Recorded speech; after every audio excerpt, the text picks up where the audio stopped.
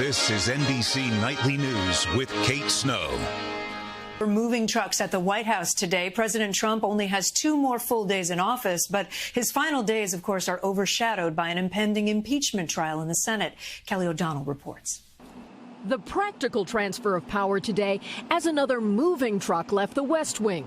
Cleaning contractors on the job, while flags and banners to usher in the next administration are ready on Pennsylvania Avenue.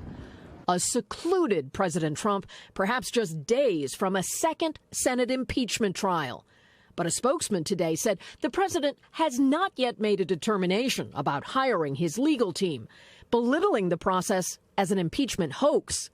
House Democrats trying the case are reluctant to publicly discuss strategy or specific timing. There's, of course, conversations going on between Speaker Pelosi and the Senate, but we'll be ready to go when it starts. Trump ally Senator Lindsey Graham argues that impeachment was not intended for a former president. This is a scarlet letter impeachment where the Democrats are trying openly to disqualify President Trump from ever holding office again. Some Democrats say President Trump could also lose access to national security secrets granted to former presidents. There's no circumstance in which this president should get another intelligence briefing, not now, not in the future. Biden officials urge senators of both parties to split time for confirmations, the Biden agenda, and a trial. It's important for the Senate to do its constitutional duty, but also to do its constitutional duty to move forward on these appointments, on the urgent action the country needs. And Kelly's with us. Kelly, there's an important step that Kamala Harris is taking tomorrow. Kate, aides say Harris will resign her Senate seat tomorrow. California's governor has already announced her replacement, Alex Padilla, who, along with newly elected senators from Georgia, is expected to be sworn in this week as Democrats take control of the Senate and the White House. Kate? Kelly O'Donnell at the White House. Kelly, thank you. Let's turn to the COVID crisis now and new hope on the vaccine front. One glimmer of good news amid the heartbreaking accounts of healthcare workers who say COVID's impact is only getting worse. Megan Fitzgerald reports from Los Angeles. Tonight, as Americans are frustrated over the slow vaccine rollout, Dr. Anthony Fauci says help may be on the way. Johnson & Johnson and AstraZeneca's shots could soon be evaluated for emergency use. I would imagine within a period of a week or so, or at the most a couple of weeks, they're going to be getting their data together and showing it to the FDA. Another vaccine can't come fast enough. Of the more than 126,000 people hospitalized nationwide, nearly 21,000 are in California, where healthcare workers are begging for help. If I could walk people through my building and through the 3 floors and watch people their age and younger than them breathing their last breaths and dying, who are otherwise healthy, it might make a difference. But on Saturday, as temperatures neared 90 degrees in Southern California, instead of staying home, people gathered at the beach, some without masks. At the same time, Los Angeles became the first county in the nation to pass 1 million infections. We aren't even close to being out of the woods. Every one of these numbers is devastatingly high. The county also confirming its first known case of the highly contagious UK variant on Saturday, which the CDC warns exhibits rapid growth and could dominate the U.S. by March. Dr. Fauci also warning it's not the only mutation he's concerned about. There's another more ominous one that's in South Africa and Brazil. We're looking at all of them very, very carefully. Megan, so much bad news. What is California doing to try to ramp up vaccine distribution?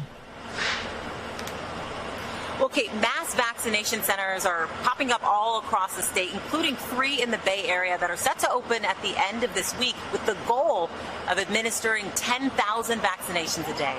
Kate?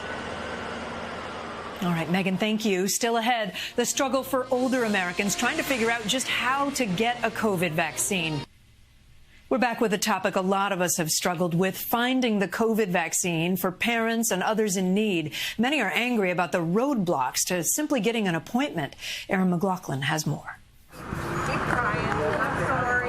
As states across the country opened up COVID vaccinations to older Americans, that initial rush of hope is giving way to chaos, with long lines, crashing websites, and failing phone calls. I am frustrated beyond limits. 79-year-old Honey Sackelman is at her wit's end. I'm filling this out again. She's been struggling to make an appointment in her hometown near New York City. I picked up the phone. I dialed at 4 o'clock because 4 o'clock is when they told us to call.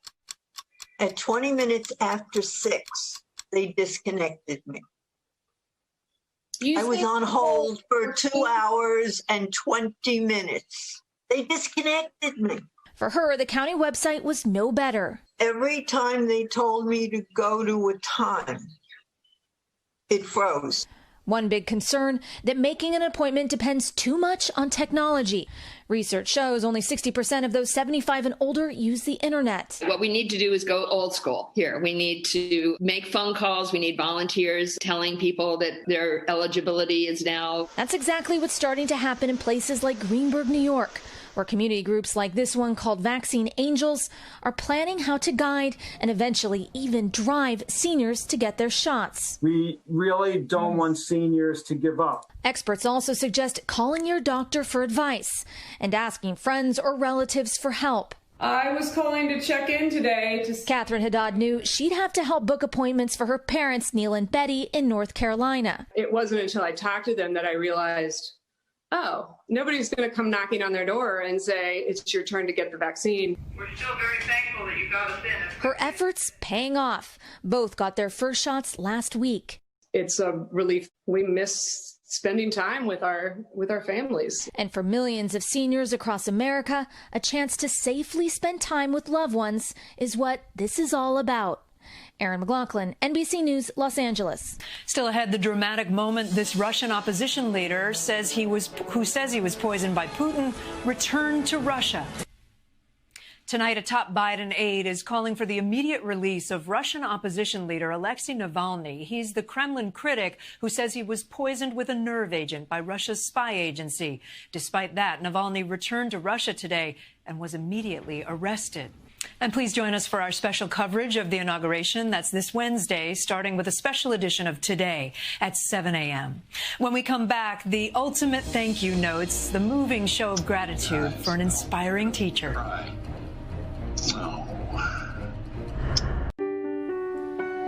Finally tonight, there's good news about the power of gratitude. At the end of a virtual semester, college students found a touching way to say thanks to an inspiring educator.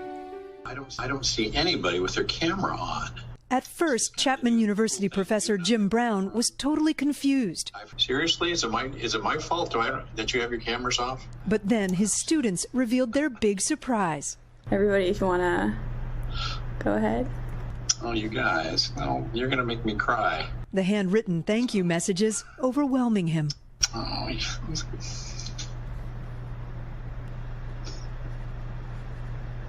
you guys. Why did you want to do this for him? Dr. Brown is one of the best professors I've ever had. Freshman Valentina Simon and Caitlin Gong helped organize the moment. We were like, hey, this would be really fun to do in Dr. Brown's class. Dr. Brown has been on the faculty at Chapman in Southern California for nearly 30 years. His Foundations course for freshmen, one of the most popular on campus. He teaches about identity and tackles difficult topics like racial inequity and genocide. What did you learn from Dr. Brown? One person can make such a huge impact. And so now I'm really trying to commit and, push myself to do as much as I can because I know that it's very possible. His compassion and his empathy that he teaches us in class, he also has. Because of the pandemic, the class met virtually. Dr. Brown, this couldn't have been an easy semester. It was really challenging because we're learning new technologies. Usually I'm just bouncing around the classroom. And I missed that. But Dr. Brown still found a way to connect, even inviting students to his home for a socially distanced Halloween hello. Do you learn from your students? Oh, gosh. Are you kidding? Of course. Yes, absolutely. We're both learning, and I learn so much from them, something new every time. Thank you. very thoughtful. This, by the way, is Dr. Brown's favorite course, too. I'm so proud of them for making it through the semester. They made it through this, and I felt, that's why I was so moved by it, that, okay. We went through this journey together and we came out. I think we're okay. And Dr. Brown's promised the class an in-person pizza party just as soon as everyone's vaccinated. That is NBC Nightly News for this Sunday. Lester Holt will be with you tomorrow. I'm Kate Snow. For all of us here at NBC News, stay safe and have a great night. Oh, you guys, you're going to make me cry. Oh. Hey, NBC News viewers, thanks for checking out our YouTube channel. Subscribe by clicking on that button down here and click on any of the videos over here to watch the latest interviews, show highlights, and digital exclusives. Thanks for watching.